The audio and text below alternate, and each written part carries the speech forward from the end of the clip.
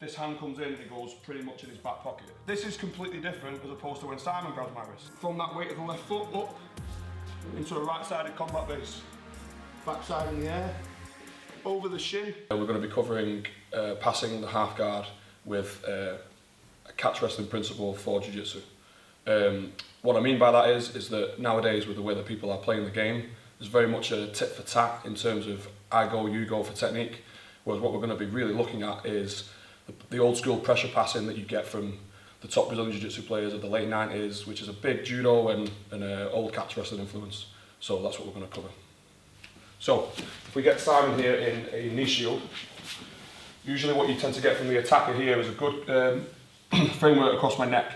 I'm looking to try and dive in for underhooks, to try and disrupt my base and try and work for leg attacks.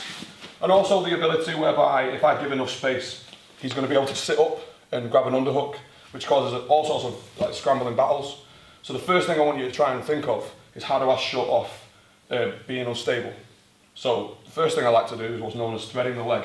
Whereas this outside hand, rather than it being here, let's say if I was in a kimono, I'd be grabbing the belt and picking this up and looking to work from there. I don't need to have that, plus I don't have those handles. This hand comes in and it goes pretty much in his back pocket. So straight away from here, tip my back, Simon. It stops that. Try and work for a triangle, try and work for an arm lock, try and grab my neck. That straight away stops that. So when you've seen people in matches putting that leg, our hand in there, it's like, why are they doing that? Well, the reason is it's completely taken away his A-level game of trying to attack me. So from putting this arm in as a thread, the other important aspect that I need to control is this side.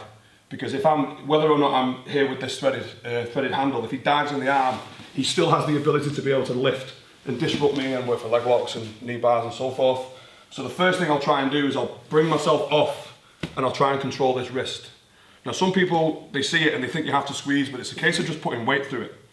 A couple of players like to grab it this way, which does feel quite weak, but I feel it makes me pushing off to the side, which takes away my objective. So when I bring the hand in, I keep it here. Now Simon gives me a really solid ankle grip. Straight away, once I've got hold of this is completely different as opposed to when Simon grabs my wrist.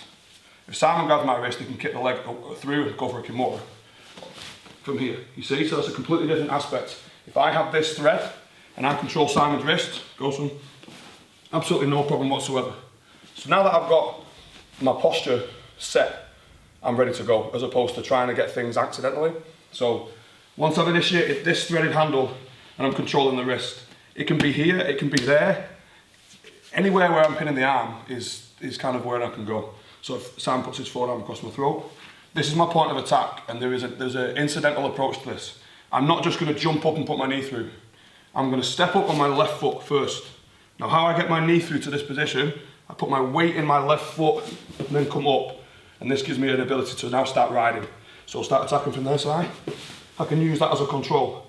Now people often struggle because this is tied up, that I can't come through with that knee. Just because they're trying to keep those ankles really tight, trying to come through. So all I do is I lift my backside up, which now gives me space to go backwards over the shin. And then from here, because he's already starting to jam this arm with his left, I'm going to come over and catch his head and get a nice cradle grip, like a monkey grip with my fingers. And as soon as I establish this, I can stay here. There's an abundance of ways I can go, but the first one we're going to do, we're just going to wait for Simon to kick his leg away. And as soon as he does, just initiate a nice side control pass, bringing his ear to his shoulder. And the reason why I do that, go side control bottom side, is that if I end up here and I go to smother like this, he can still bridge, puts it on the floor, he starts a lot of strength, starts to shrimp.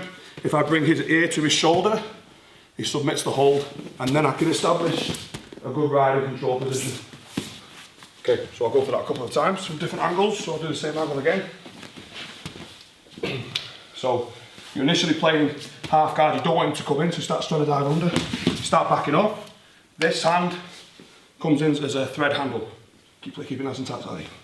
Try and initiate this hand fight from that weight of the left foot up into a right-sided combat base. Backside in the air, over the shin, to stop him from blocking the arm. I'm going to swim over. From here I'm going to tie my hands together. Simon fights for a little bit, and then I kick away, underhook, and then from here, instead of a normal conventional hold down, bring his ear to his shoulder, and then control. Okay, from another angle, we'll take a look again.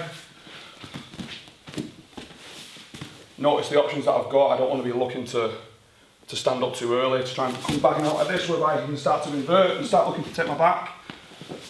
So again, the very reason I put this in, shuts all that down. I can step on this left foot with the hand controlled, pop myself back up. Notice this lift. He's going to keep his feet as tight together as tight as he can. You're going to struggle to turn. If I lift it up, it makes it nice and loose. Then I catch the top of the leg and catch the cradle. Clamp those together, he kicks away. Find the underhook, as you can see here. I'm not just going to control, I'm going to bring the ear to the shoulder just to make him submit the position and then initiate a nice handle.